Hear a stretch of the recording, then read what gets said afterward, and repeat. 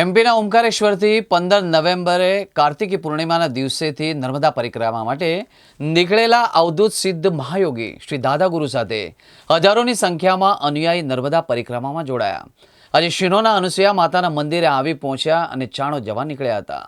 અવધૂત સિદ્ધ મહાયોગી શ્રી દાદાગુરુએ છેલ્લા 4 વર્ષથી અન્ન ત્યાગ કરેલું છે અને પરિક્રમા દરમિયાન થોડુંક નર્મદા જળ પીને પરિક્રમા કરી રહ્યા છે.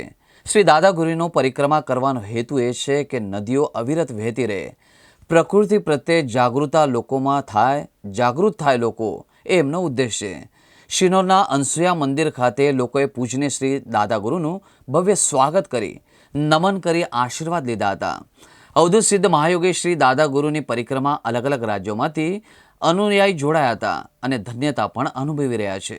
નર્મદે હર પરમ પૂજ્ય શ્રી દાદાગુરુના સાનિધ્યમાં માં નર્મદાની આ વખતે ત્રીજી વખત પરિક્રમા ચાલી રહી છે, જે 3200 કિલોમીટરની છે અને 15 નવેમ્બર 2024ના દાડેથી શરૂઆત થઈ છે અને અત્યારે હાલમાં ચાણોદ પહોંચવા આવી છે.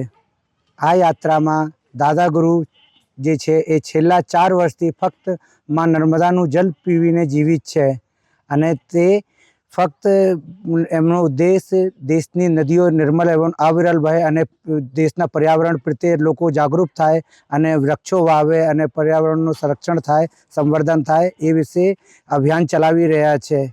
જેવી રીતે પ્રધાનમંત્રી શ્રી ચલાવ્યું છે એક પેડ માં કે નામ, એ દાદાગુરુએ છેલ્લા 4 વર્ષથી એ અભિયાન ચલાવી રહ્યા છે.